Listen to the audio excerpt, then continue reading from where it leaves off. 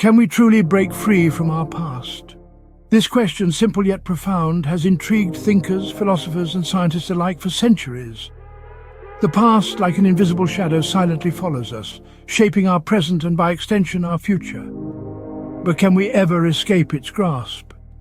From a psychological perspective, our past experiences, especially those in our formative years, play a significant role in shaping our personalities. They influence our thoughts, behaviors, and responses to different situations. But does this mean we are forever chained to our past? Not necessarily. Psychologists argue that while past experiences shape us, our understanding and interpretation of these experiences can change over time. As we grow and evolve, we can reframe our past, reshaping our narratives in the light of new awareness and understanding. Now, let's delve into the philosophical viewpoint. Philosophers often debate the concept of determinism versus free will. Determinists argue that everything we do is the result of some prior event. Our actions are merely the effects of causes that stretch back into the past. If this is true, then breaking free from our past seems impossible. However, proponents of free will argue that we are not just passive recipients of our past. We have the capacity to make choices, to act differently, and thus to influence our future. Our past might shape us, but it does not define us. From a sociological perspective, our past is not merely individual but also collective. We are shaped by our social, cultural, and historical contexts. Our past is a complex tapestry of social norms, cultural values, and historical events. While we cannot change these factors, we can change our relationship with them. We can question, challenge, and reinterpret the societal narratives that have been handed down to us.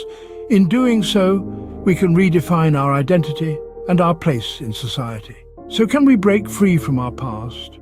The answer is both yes and no. Yes, because our understanding and interpretation of our past can change. We can reframe our past, reshape our narratives, and redefine our identities. No, because our past experiences, cultural norms, and historical contexts will always be a part of us. They shape us, influence us, and make us who we are. But perhaps the question is not whether we can break free from our past, but how we relate to it. We can choose to view our past not as a chain that binds us, but as a foundation upon which we build. We can use our past as a springboard to leap into the future, armed with the wisdom of experience and the courage of understanding. Our past then becomes not a prison but a platform, not a burden but a beacon. In the end, the journey to understanding our past is not about escaping it, but about embracing it. It's about transforming our relationship with our past, reshaping our narratives, and redefining our identities. It's about turning fate into destiny. And in this journey, we find not just the power to change ourselves, but also the power to change the world. Thus concludes our exploration into the intriguing question of breaking free from our past. From the psychological, philosophical, and sociological perspectives, we've journeyed through the complex labyrinth of our past and come to a nuanced understanding. It is not a question of escaping, but of embracing, reframing, and redefining. It's about transforming fate into destiny. And in this transformation, we find not just the power to change ourselves, but also the power to change the world.